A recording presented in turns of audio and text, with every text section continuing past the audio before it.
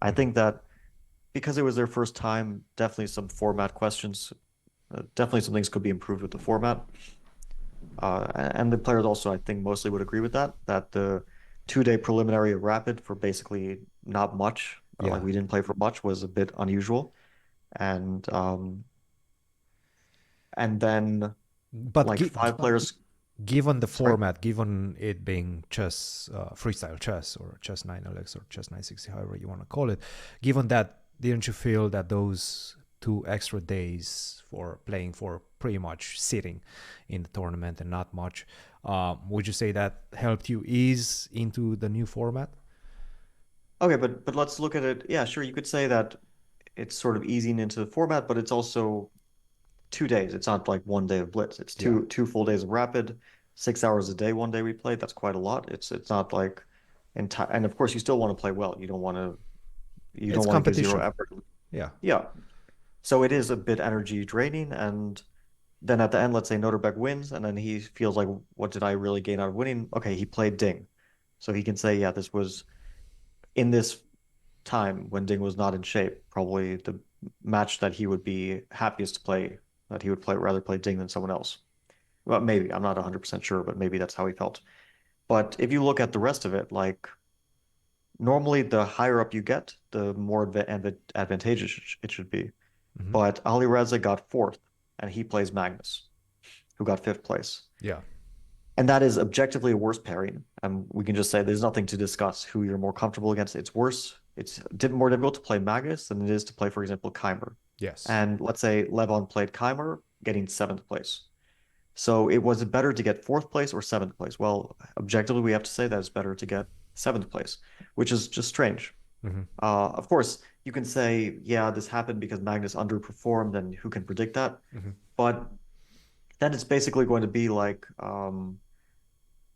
you have to look around and try to figure out who you want to play. Like in the last game against Levon, I was actually thinking about this because I was playing the game. At some point, I realized I'm kind of in control of this game, and I was thinking, well, I if I win, I get third Hmm. for sure. Hmm. If I draw, I probably get fourth. And I'm looking and I'm seeing, okay, Magnus is probably getting fifth because he seemed to be losing against Noterbeck at that time. And of course, like no matter what, I would have still tried to win the game because it's just like on principle, Of I'm gonna course. try to win the game.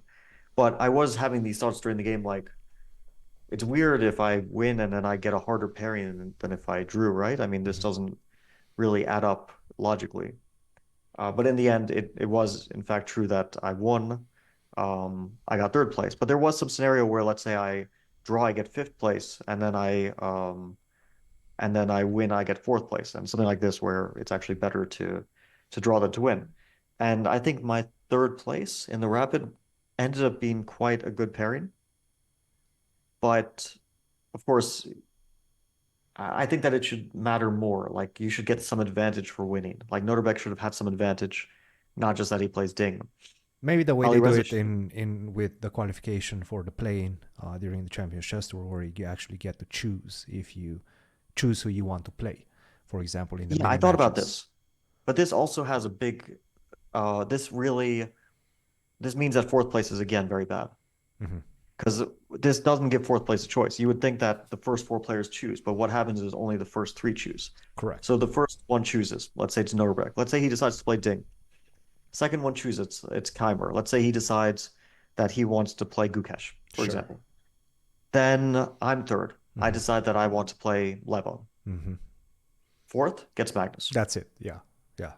Fourth doesn't have a choice. So what is the choice? Like again, the fourth place person is going to automatically get the hardest opponent from the remaining players. So in this format, oh yes, and what you're saying is basically it's yeah, I guess 4th and 5th place doesn't really change much. If you're finishing in 4th or 5th place, doesn't really change much. Well, it does. I mean, because yeah, you'll get four like the So person in you fifth won't get a reward the choice. top three in that format.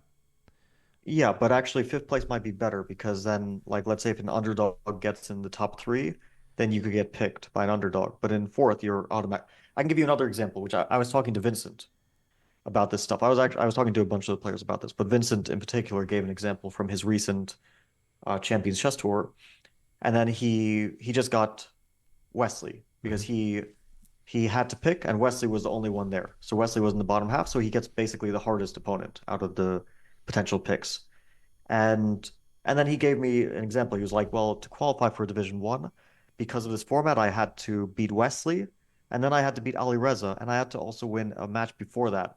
So it was it's not like it's impossible to do this, but it is enormously difficult just to qualify for Division One because this system gave him, of course, always someone will be unhappy with any system. There will be Yeah. someone who gets left out, someone who gets an advantageous spot.